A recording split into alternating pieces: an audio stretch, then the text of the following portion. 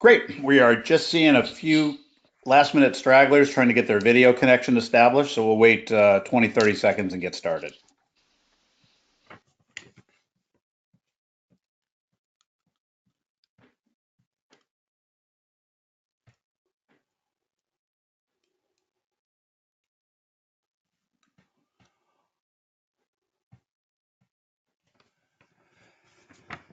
And it turns out that this presentation is actually best given in about 19 minutes. So we're going to cheat on the time limit a little bit. If you weren't lucky enough to see Lee try to race through this presentation at the Worldwide Radio Summit in LA last week, you'll be all the better for it.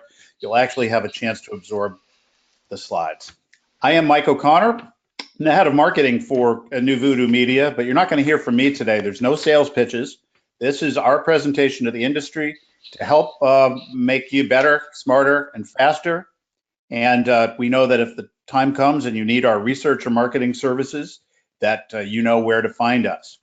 Today's presentation, 15 things that you can do to boost ratings in just a little over 15 minutes, is based on several recently completed studies, actually the last 4 ratings prospect studies, and wherever we needed to provide the most recent and updated information where that's critical, we've done so. But these are insights collected over the last couple of years that have resonated over and over again. And Lee will go through this presentation with a mind toward what makes a likely ratings participant different from the opinions of regular radio listeners who would never accept a diary or meter. And while he's going to show you PPM information, I will tell you that we do also track the results in the diary scenario, and they're exactly the same, at least in close enough proximity to each other not to bore you with duplicate slides. There will be no chance for you to use audio to ask questions during our presentation today. However, I will be manning the questions HTML or the XML tree area on our GoToWebinar app, and feel free to chime in on anything that you'd like further clarification on, and we'll ask those questions after the fact.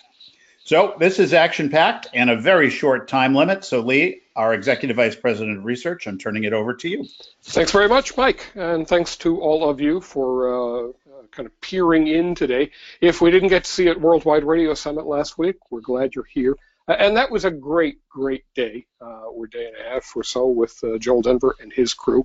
And lots of talk on the dais there about Generation Z and millennials, lots of talk about podcasts and new technology. And as we were trying to figure out where we would fit into that day of programming, we wanted to focus a little more on very, very direct, very practical things that you can do now to apply now to impact ratings now to get better performance from stations right away. But they would give us 15 minutes in that program, so we're going to try to get pretty close to that time limit today, pretty much.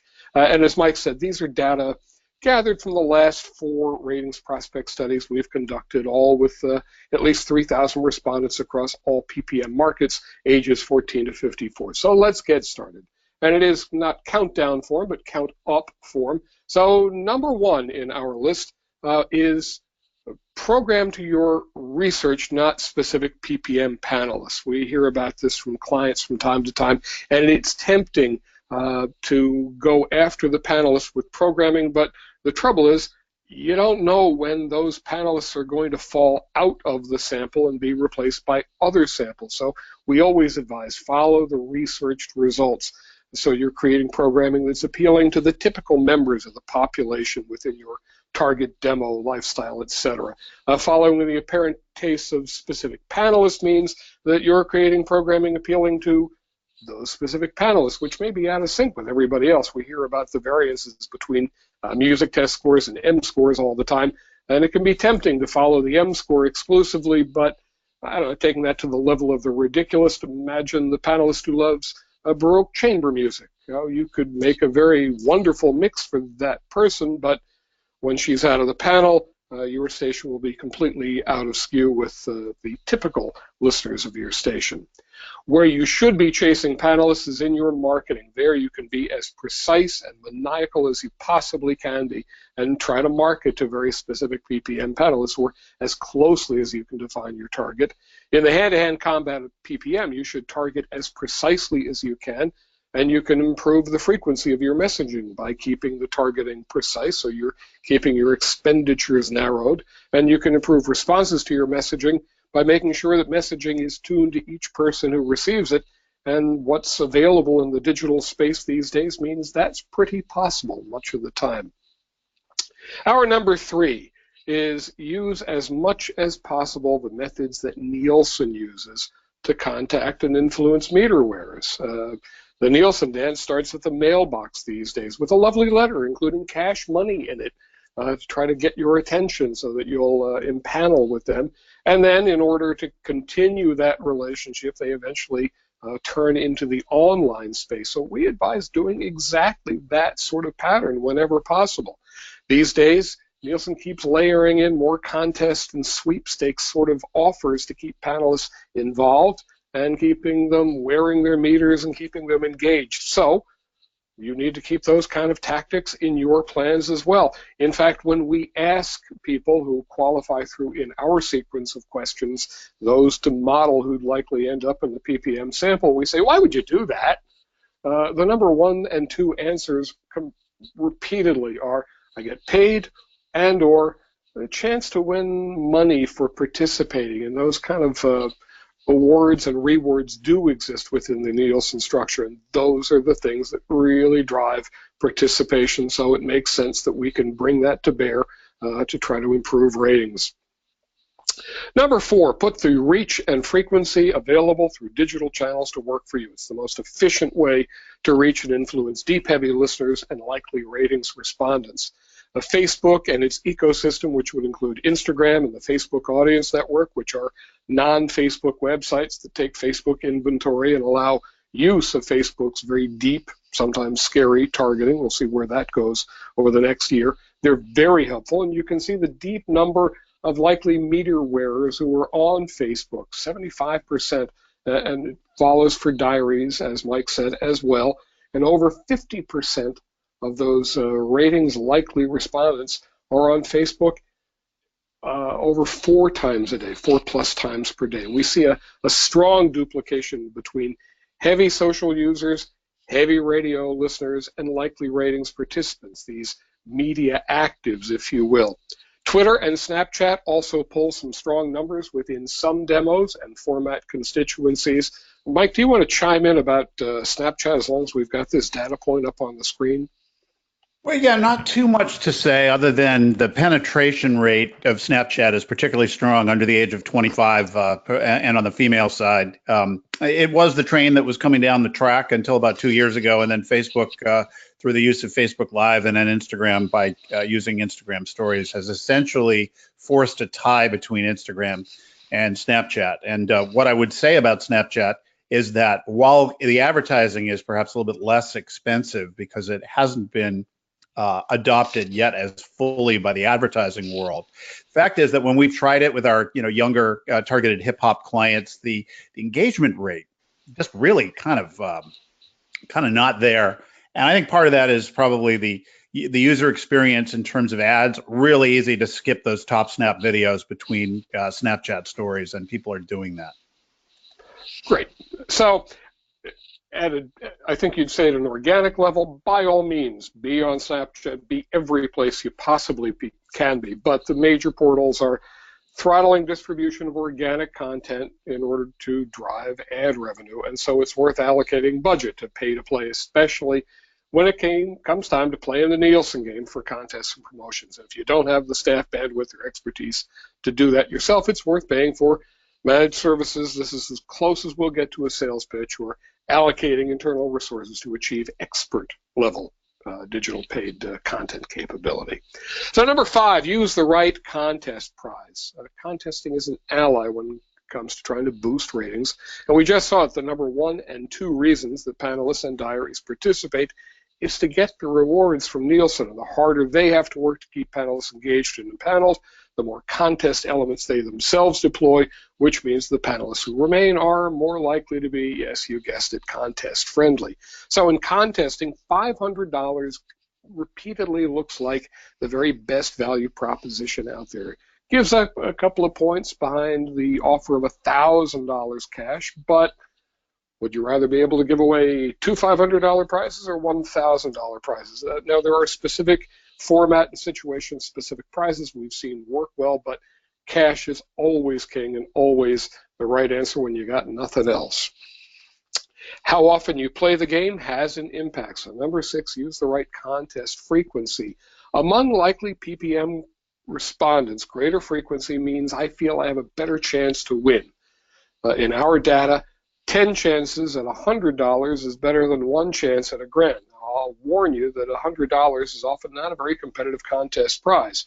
We know some major markets where winners of $100 won't travel across town in order to pick up the $100. They just don't care, and it's easy for a competitor to snuff out your $100 contest prize. But the idea that it's easy for me to win is incredibly important. So the big takeaway here is to do everything you can to make the contest sound easy to play and win, and that's a benefit every time.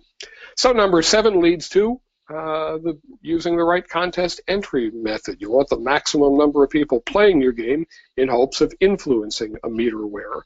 And in 2018, for most stations, listeners prefer texting in to win. The trouble is, that won't get you the easy-to-capture winner audio that you would get from a call-in-to-win game, and you can use that audio to prove that your contests are legit, and it makes the contest more exciting. So it's still doable with a text-to-win contest. It just takes more planning and a little bit more human power, but we think it's worth the doing. And that leads us to number 8, deploy group contests wisely. They get maligned sometimes. We think that stems from bad execution.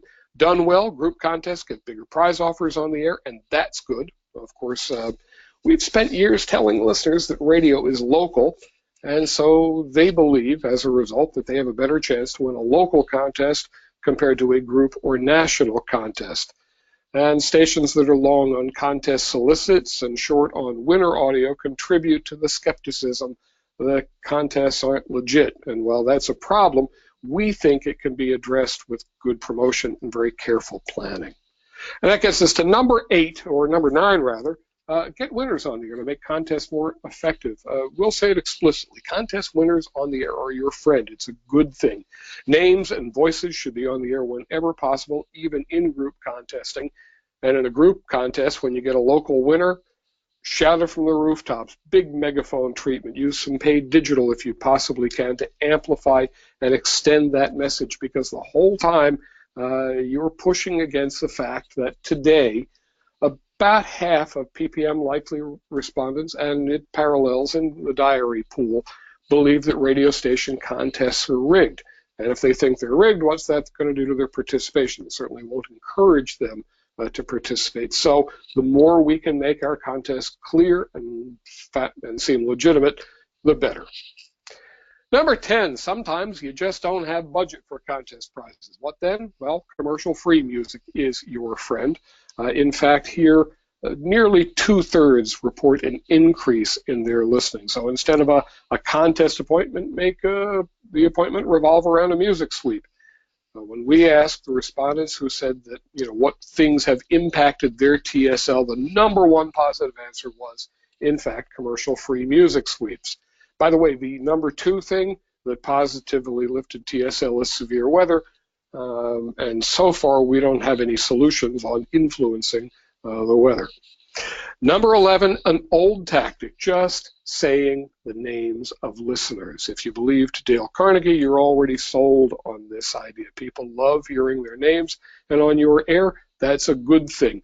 Over half report an increase in their listening when they think they or a friend there or a friend's name or a coworker's name might get on your air. The trick is you're going to go through your listeners one person at a time. But well over half the likely PPM population says that they've listened more to a station when they think Somebody's name might get on the air, and that's a good thing. Of course, the trick is that lots of times people miss the announcement, so you don't get the good feeling or the credit for doing that. But what if digital media meant you could share the recording with that listener in an email or a social media post? And what if your on-air talent could grab a quick in-studio video, saying that person's name and maybe giving them a little shout-out, maybe a little witty something within that. Done well, that video would then get shared among that listener's friends and coworkers and maybe influence more people. Number 12, remotes. Take it on the road. Listeners still miss them. In fact, I was thinking about this. In fact, public radio is using this and using it well, having their shows live in front of people with live audiences. Those get really exciting. When we did a live focus group with millennial-aged country music fans at CRS in Nashville last year, not all of those young women were passionate about radio. We screened them to be passionate about country music for that purpose, but every one of them said that she missed seeing stations broadcasting live around town. Now listen, remotes are hard to do well. They've got to sound great to listeners who aren't with you on location. They've got to make the station look big and important on site, not a cafeteria table with a banner, but done well. You get great interaction with listeners, you build rapport, and you can use the power of the medium to your advantage and make us sound big. Number 13, this might seem obvious, but making sure listeners can connect with you. We're in a business that's been one-to-many for most of its existence. We haven't looked at this for a couple of years in our studies, but in the past we've seen complaints that it's tough to get through to stations, to be in touch. We even tried it ourselves. In 2016, I emailed and called the website contacts that a listener would find for every major radio station here in Philly, where I'm based. And I can report that my calls were answered by 3 stations, which happened all to be co-owned, and all those phone calls were answered by the very same intern. And in response to my emails, I got 2 emails in reply. So with staffs stretched thin, it takes careful planning, but the effort is worthwhile. Consolidation in the 90s and the rise of voice tracking has increased the distance between radio stations and listeners. We stopped answering the phone, and younger radio audiences stopped using the phone to have conversations altogether. So it makes sense that more than half, the 14 to 54s in our latest study, are using Facebook Messenger on a daily basis. And it's even higher among the PPM and diary-friendly segments. So invest in a chatbot or even a live human to have two-way digital conversations during peak hours, which, by the way, when radio listening is doing its best and internet surfing is doing very well as well, prime day parts, and your on-air talent have access to real free real-time interaction with Twitter and Snapchat and Facebook and YouTube live streaming. And listeners tell us that they would listen more, or they do listen more, if they feel radio stations actually listen to what they have to say. But then they tell us that it's hard to get in touch. So make it easy. Number 14, know your competition for at-work listening. This is critical. There are too many quarter hours at stake, and the competition is fierce. While less than half of radio listeners are consuming audio entertainment during working hours, these are the folks who land in the top quintiles of daily TSL. 70% of those who report listening 2 hours or more daily are at-work listeners. In 2018, we're seeing the impact of new competition in declining PUM levels in midday, especially among women 18 to 49, and the competition is increasingly from digital pure plays. And as of our most recent ratings prospect study, half the workday preference is for something other than terrestrial radio. And we're showing on-air and online terrestrial combined in that 50% number. Whether you like it or not, Spotify and Pandora are eating up real quarter hours, and we're not seeing them in the ratings because it's not encoded. So you need to consider what you can do to push back, what you can do to keep people tuned into your station. Some of today's Pandoras and Spotifyers are gone for good, but great local programming can bring some of those back, and we found that many of those defectors are susceptible to cash offers. We can rent them back for a while, and frankly, the more time they spend back with us, the more chance we have to keep them for good. The best way to reach and influence that segment is through phone calls, featuring cash offers, workplace phone calls, because with landline abandonment creeping towards 60% and do not call list participation and call screening predominant among those who still have a landline, residential telemarketing has become a complete waste of money, given the difficulty of finding Nielsen participants in the first place. So, workplace telemarketing, good. Residential, not so good. So we'll leave you with number 15. Make sure you have a smart speaker strategy. Don't miss this trend. Our data show nearly half of PPM and diary likely radio listeners listening to smart speakers already, and many have already some amount of time spent with terrestrial streaming as part of their Alexa diet.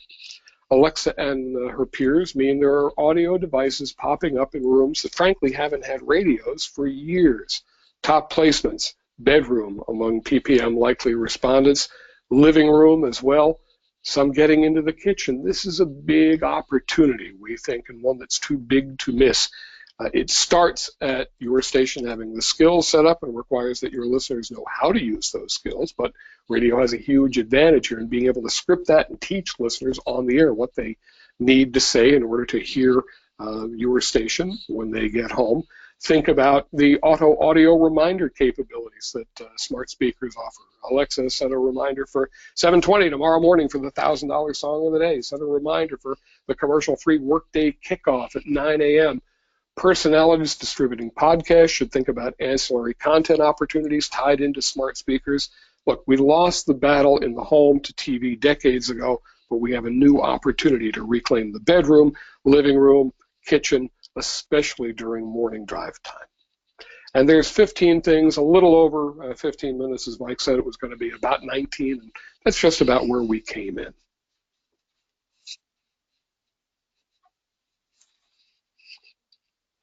Mike, I think you've been manning the chats as I've been talking. Has anything popped up? Yep, the questions are rolling through. Thanks for kicking me off mute. The questions are rolling in, and you'll see there's a little question box here. Lee, your work is not done. I'm going to answer the first one. Rich wants to know if this is a presentation will be available to download. No, it will not be. We don't make our study data available that way. However, you will receive an email shortly after today's webinar is concluded with a recording of this webinar.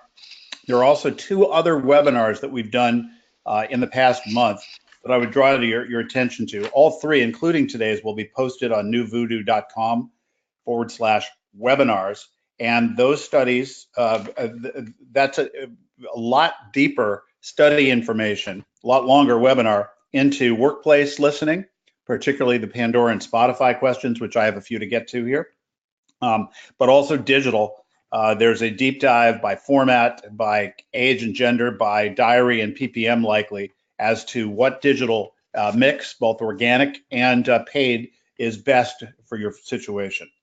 And speaking of which, Lee, the questions that seem to hit a hot button are related to the at-work attrition from streaming platforms. So one person wants to know, did I read it right? Are you telling me that radio has already lost 50% of its available at-work listening to non-terrestrial? I'm kind of summarizing the question. It comes to us from Julie. And then Haynes would like to know if for Pandora and Spotify at-work listening, do they lean more male, female, or are they evenly split? Okay. Yes, our data say that among that PPM or diary-friendly population, we're already at the 50-50 mark. We have lost a bunch of ground. And if you walk through a modern workplace and see all the earbuds popped in, it makes sense. You see how easily that could happen. So there's that. The male-female split is actually, and sadly, because you might think, well, this is new technology, it would favor boys, it would favor men who are more apt to jump into new technology quicker. But in fact, it's deeper on the female side. We think that's in part because more males, more men are employed in occupations like, if you're working on a job site, that old boom box that's paint spattered and been dropped 158 times, but still works just fine and, catches the station. That group is still listening to, some rock or classic rock station or AC or top 40, come to that, where their wives and girlfriends are in perhaps a less volatile situation where they can easily get to the internet and listen to something delivered online. I'll add some reinforcing data. Me and the team that works with me on executing digital marketing campaigns for stations, one of the things we always like to do is target those who are in hot zips, who meet the age requirements, who are fans of competing radio stations. But we also add Pandora, Spotify, and iHeart, streaming iHeart, to our targeting. And what I have found to be true is that and this is especially true on the female side, that Pandora eclipses the partisans for your direct competing radio stations in your hot zips by a factor of, generally speaking, 3 and 4 to 1. And now what is different is that Pandora definitely commands more fans in the 35 plus female arena. Under 25, I would say this is spot, and I think your data kind of supports this too, that the universe of fans of Spotify is much bigger under 25.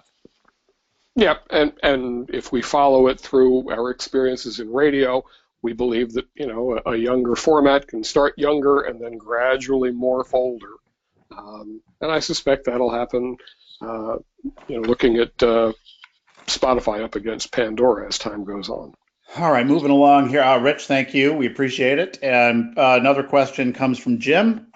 He wants to know about, he's basically appears to run a group with a disparate coalition of formats: Hot AC with a big heritage morning show, spoken word with the usual conservative talk show lineup around his local programming, and a recently launched rhythmic top 40. And his question is, you mentioned that paid digital is the kind of the something that we should be getting into. Is there a standard playbook for radio for reaching those who are diary and PPM friendly, or does it vary vastly by format? And if so, what are some general guidance do you have? Well, it's really your area. What we see in the data is that, from an audience from a higher level, Facebook is pretty much always foundational. I think Mike talked very briefly about kind of the battle that we've been watching between Instagram and Snapchat on the younger end. But if I'm looking at a hot AC, I'm looking at something that's probably very, very Facebook centric, with some amount of Instagram in there. Spoken word has a connection into the Twitterverse, as you might expect if you're the kind of info junkie who might be attached to a spoken word station. You're probably following lots and lots of entities on Twitter and there a little bit more. And at Rhythmic CHR, you start to get into the Instagram Snapchat discussion, and so far we think Instagram's the better value. But I should shut up and let you talk, Mike. Well, there's not too much to add other than I think that no matter what format, Facebook is so ubiquitous across so many demos, and even where it's treading, like with young teens and under 25 females, we're still talking about, when we look at the those we can reach, those who are using platforms 4 or more times a day. It's generally speaking at least half of diary or PPM friendly radio listeners in any demo, and sometimes it's a lot more than that. Country, for example, you can reach 75% of the country audience, in a day if you have the budget to do so in your market. But beyond that, I would say probably YouTube represents some of the best value and emerging value, because we're really seeing the growth in YouTube explode across all demos. It does a little bit better in men compared to Facebook, not quite as well in women as Facebook. That's not true for every format. It's really great for music stations, particularly because the targeting matchups that you can do against what are called affinity audiences on the Google platform. The targeting is excellent. But they also have an ad unit that's particularly meant for radio, because radio, we're not in the data. We're not necessarily in the data acquisition business like an e-commerce business might be, although certainly there's an application for building database. But the fact is that this is a reach and frequency game. We're trying to find survey-friendly radio listeners in hot zips where Nielsen meters are or diaries fall based on the data that stations get from the ratings company. And so there's a lot of ways to overpay for digital. But one thing that YouTube, for those who are just looking to make sure the message saturates a particular area and against a specific demo that's likely to cume through the format, YouTube has a 6-second video ad unit that we love. And I would say that after Facebook is our second most used video asset. But it's particularly strong for your spoken word property and your Heritage Morning Show, and most certainly your Rhythmic Top 40. YouTube leans definitely in the direction of Hispanics and African Americans. In fact, I would argue it beats Facebook in terms of the penetration statistics. And this question is, I think we can call it a wrap. This is there's got another one here from JL. Is there a difference in country music audiences, specifically the Texas red dirt country genre, which I'm not familiar with myself, but Lee, maybe you could address kind of the differences in country that you're seeing in the call out, the perceptuals you're doing, the national data we're doing, anything that sticks out to you about the country format. That what always sticks out when I look at the behavior of the country audience is that it's Facebook. I mean, yes. You know, if you were getting down to a smaller slice of it, you know, these days there are so many people who are using YouTube as a digital music discovery avenue, who are spending time, you know, if you're really in love with a particular genre that maybe isn't getting great commercial radio airplay, you know, a lot of folks end up particularly at YouTube, so they're likely to spend time there. And that's a receptive audience in a location where you can get ads in front of them. And I think JL also raises an interesting question that we haven't covered in any of our study presentations, but that there is absolutely an appetite for audio entertainment that's not necessarily related to commercial terrestrial AM and FM radio. And we see that in our research results based on the fact that maybe you can talk a little bit about how radio listening tends to skew in favor of the methodology. That is, the listening levels that Nielsen report may be a little higher than the reality. And so for people looking for, you know, with the particular genre of country that JL is mentioning, there's a reason that it may not be found on terrestrial radio beyond it being, you know, a niche format. And it has to do with the fact that